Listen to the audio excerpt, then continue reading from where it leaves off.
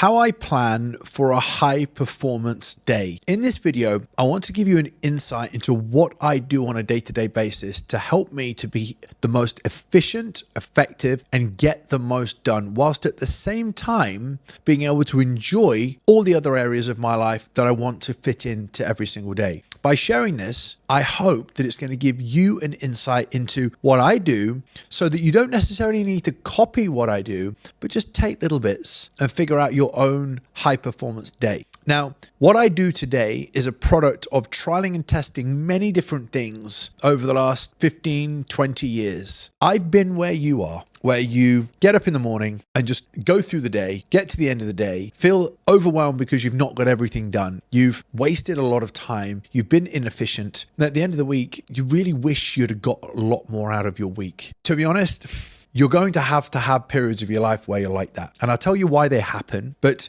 trying to perfect everything. You're going to go through stages where you're good at things, you're not good at things, because it takes a little time before you see the value in deep work. And this is one of the things I'm going to talk to you about today. There's going to be times in your life where you're wading through things, struggling to get through things, and then you have to stop. And this is what I do very, very regularly. You see, I know what I want to achieve, when I want to achieve it, now, next week, next month, and next year. I remember saying to my father once, my late father, Dad, you're really focused and disciplined with what you do. How is that? He said, I know where I'm trying to get to. My father knew when he was doing this. And I used to watch him and I used to watch what he did. And I could see the intensity and the discipline and the focus. And that's why I would always ask him, like, how are you able to be as focused as you are? He knows what he needs to do. And I think this is the best place for me to start. Vision is essential. Having a high performance day, when you watch somebody who works very efficiently, very diligently, and gets a lot done, the first thing is they know what they need to get done. It starts with where you're trying to get to. If you don't know where you're trying to get to, it's a recipe for procrastination and getting overwhelmed. You break it down to what needs to happen by the end of the week, and you break it down to what needs to happen every single day. And then I break down what's high priority, medium priority, and low priority. There's a very, very simple framework that I can put down at the beginning of the week or on a Sunday afternoon. What do I want to get done this week? What are the main priority tasks? I'm very, very good at delaying things. I work very, very well if I've got a presentation in a week's time, starting my presentation a week out. Some people work very, very well 3 months out, 4 months out, 5 months out. So what I want to tell you at this point is you need to know you and how you operate the best. For time and time again, I've tried to follow the 3 months out, start working on something, come up with things. I'll come up with titles of things that I need to do, but it doesn't work well for me. I write down when things are going to need to get done, aligned with what works well for me. If you're the type of person that doesn't like the pressure, wants to work 3 months out, then yes, you are going to have to start mapping things out a little bit further ahead, which is why I don't want you to take what I do as a complete blanket statement of you have to do this. What I'm sharing with you is how I found what works for me. I know my vision inside out. I know where I'm trying to get to, but I've broken it down so that at the beginning of every single week, I know exactly what I've got to do. I also know my threshold of, let's call it pressure. If something's a week out and it's 6-7 weeks before, I know it's not a priority. So I have a high priority, medium priority, and low priority. By having stuff on a high priority, bang, there. Low priority, I can just forget. A lot of you procrastinate because you're looking at high, medium, and low priority every single day and wading through things, trying to do a bit of everything. I move the things that I don't need to do to a completely separate list so that my high priority things, they're actually not as many as you'd think. And you'd find this for yourself, which relieves a lot of pressure. The next thing I look at is my work capacity. Now, if I'm on calls back to back, I can do 4 or 5 hours of calls. Absolutely no problem. I have a lot of capacity. I'm very, very inspired to teach and educate. Very, very inspired to do that. I'm very happy doing that at a later part in the day. However, I am not the best being creative and technical or recording anything past 2 o'clock in the daytime. So I know my work capacity, what I do well first thing and what I do later on. All of this is strategic planning and mapping out. So I know me, right? My work capacity, if I'm doing things where I'm inspired, so long as I take breaks, I can do long days. Working long days is absolutely fine, but breaking them into high, medium, and low priority, move everything, and then understanding what my threshold is. If I have to work on written or creating copy or coming up with ideas or planning business strategy, For me, that has to be done first thing in the morning. And I'll talk you through my work blocks in a minute. So it has to be done when my brain is fresh. I cannot be creative. Jay Shetty once said, and I remember reading this, a cluttered brain cannot be creative. And I love this. A cluttered brain cannot be creative. And so for me, my free brain is the first thing in the morning. My available energy to teach and educate is later on in the day. So that gives me some perfect window of opportunity to be able to map out my day. Just wanted to stop the video for 2 seconds. Now, if you find my content helpful and you want to learn more from me, you want access to resources, you want more free trainings and live weekly webinars, then make sure you click the link in the description. Make sure you head over to my Impact and Integrity free Facebook group. Now, let's get on with the video. Let me take you through how it works.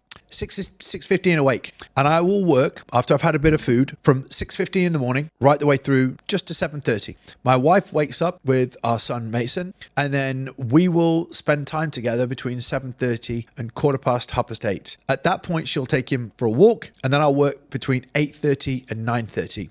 That's 6:15 to 7:30, or depending on, they might get up a little bit later, and then 8:30 to 9:30. That's about 2 hours worth of work. In those 2 hours, I can get done all of my creativity work. I can get down all my planning, any copy I've got to do, any business strategy and planning, replying to any emails. I can get all that done in the morning. I then go to the gym at 9:30, 9:45, and that gap there is for me to be with my wife. It's for me to train. It's for me to eat, and I will come back around 12:15, 12:30. I will then have half an hour to eat till 1. So that 9:45 gap to about 1 o'clock, apart from replying to messages on my phone if they come in, I don't do anything. I train, I eat, I spend time with my wife. That gap is about 3.25 hours where I do very, very little. And then from 1 until 7, I'm on calls, I teach, I host webinars, I develop the team, support the team, work on company projects, and I finish at 7 p.m. Now, with the time frame that we are in Dubai, 3 hours, or sometimes depending on the time saving, 4 hours over to the UK, that first block before everybody starts working is incredibly creative. It's very peaceful, it's very quiet, it works very well for me. Then at 7, when I stop work, this works very well for me. We have food, and my son goes to bed at 8. And then between 8:15 and 8:30, I reply to some emails till 9, and then we stop and I go to bed at 10 o'clock. Now, that looks like quite a long day. I'm energized. I sleep 8 hours a day. I eat very well. I hydrate very well. I train and I recover. And I'm doing everything that I want in my life. I'm spending time with my wife and my son. We're training. I spend downtime with my family. I work. I have creative blocks.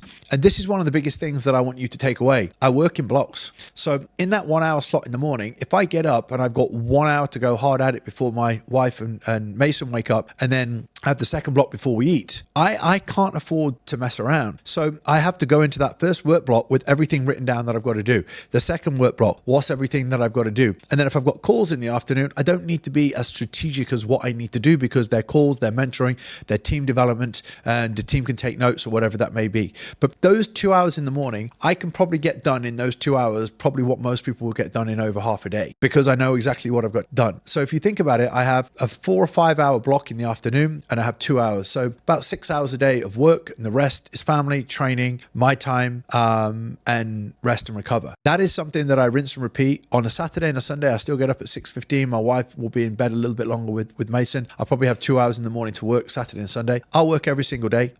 I know how to be effective and efficient because of the tasks, the vision, my own work capacity, but then the specificity of what I need to get done in each of those blocks makes it very, very exciting to know that I've only got an hour, or I've only got an hour. Where a lot of coaches fall down is they start at 7, 8 o'clock in the morning and they'll just sit at the laptop all day. I did that. I became very unfulfilled, very tired, not as productive as I could have been, and didn't make anywhere near the progress that I do now. If you could be half as efficient as you are across half a day in 1 hour, you'd be able to have a lot more time to do things that you enjoy outside of work, or do the things that actually will contribute to more growth of the business in different blocks throughout the day. So that's how I map out my day. That's my high performance day. That's how I get the most efficiency out of my day.